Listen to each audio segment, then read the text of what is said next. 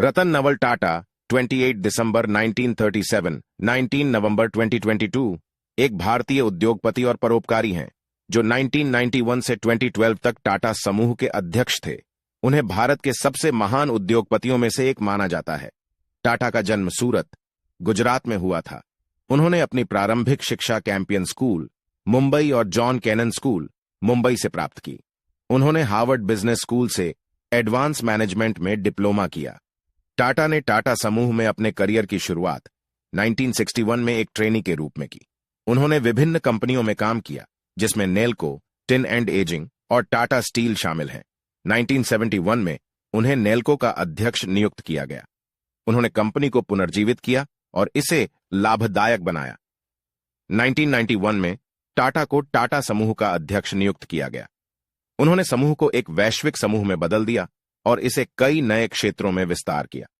उन्होंने Tata Motors, Tata consultancy services और Tata steel जैसे सफल कंपनियों का नेतृत्व किया।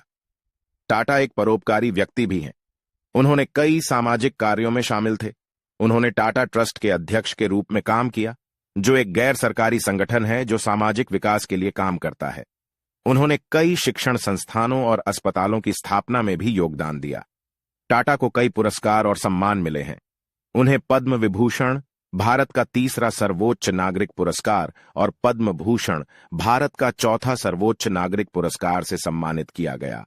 उन्हें टाइम पत्रिका द्वारा दुनिया के 100 सबसे प्रभावशाली लोगों में से एक के रूप में भी नामित किया गया था। रतन टाटा एक महान उद्योगपति और परोपकारी व्यक्ति थे। उन्होंने अपने जीवन में कई उपलब्धियां हासिल कीं।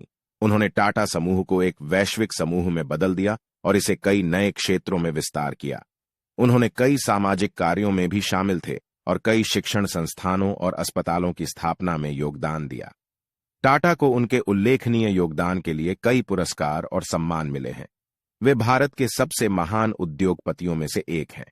रतन टाटा के दैनिक दिनचर्या और आदतें काफी सरल थे। वे सुबह 6 o'clock बजे उठते थे और योग और ध्यान करते थे। फिर वे नाश्ता करते थे और अपने काम के लिए तैयार होते थे। वे आमतौर पर सुबह 9 o'clock बजे तक कार्यालय में होते थे और शाम 6 o'clock बजे तक काम करते थे। वे अक्सर अपने परिवार के साथ समय बिताते थे और दोस्तों से मिलते थे। वे भी पढ़ने में रुचि रखते थे और अक्सर किताबें पढ़ते हैं। रतन टाटा के कुछ प्रमुख आदतें इस प्रकार हैं। वे हमेशा समय पर रहते हैं। वे बहुत मेहनती हैं और हमेशा अपने काम में पूरी लगन से जुटे रहते हैं। वे बहुत अनुशासित और हमेशा अपने लक्ष्यों को प्राप्त करने के लिए कड़ी मेहनत करते हैं।